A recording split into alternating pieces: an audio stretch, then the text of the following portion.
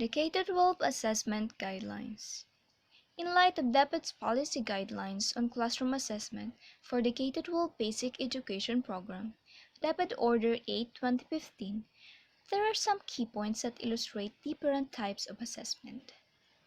The stakeholders of learning, teachers, schools, parents, and communities can be better equipped in making more meaningful assessment of how well each student is learning. Whenever you assess in the classroom, make sure that the assessment is consistent to the lesson. Classroom assessment aimed to help students perform well according to the following learning standards. Content standards cover a specified scope of sequential topics with each learning strand, domain, theme, or component.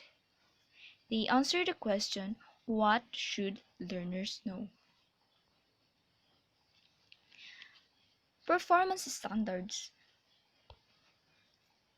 It describes the abilities and skills that learners are expected to demonstrate in relation to the content standards and integration of 21st century. They answer the following questions. What can learners do with what they know? How well must learners do their work? How well do learners use their work? How do learners apply their learning or understanding in real-life contexts? What tools and measures should the learners use to demonstrate what they know?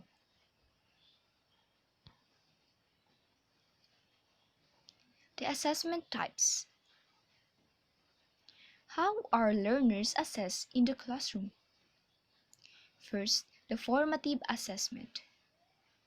According to the UNESCO Program on Teaching and Learning for a Sustainable Future, or the UNESCO TLSF, a formative assessment refers to ongoing forms of assessment closely linked to the learning process.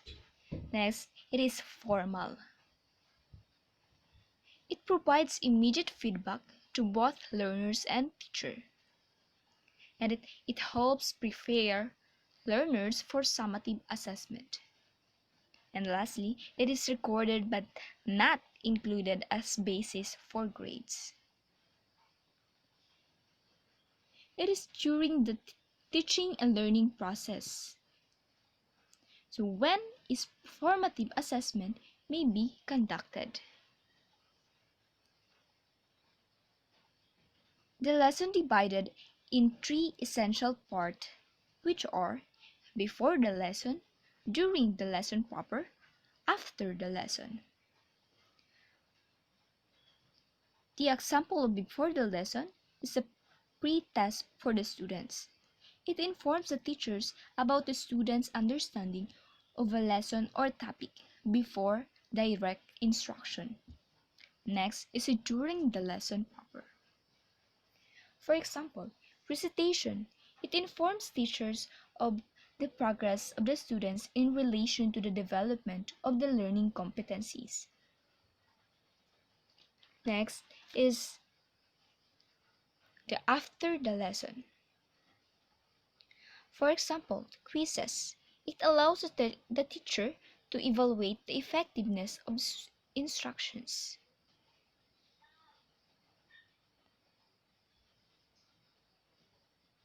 The next for assessment types is the summative assessment. It may be seen as assessment of learning which occurs at the end of a particular unit.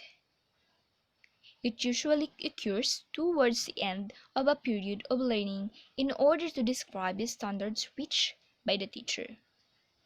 Judgments derived from summative assessment are usually for benefits of people other than the learners. The UNESCO TLSF. Last, results of summative assessment are recorded and included in the computation of the final grades.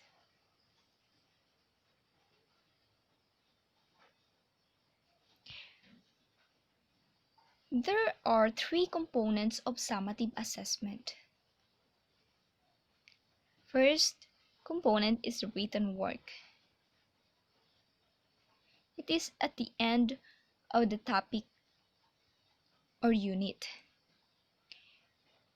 It describes express skills and concepts in written form, like for example, the quizzes, long tests, essays, and written reports. Next is the performance task.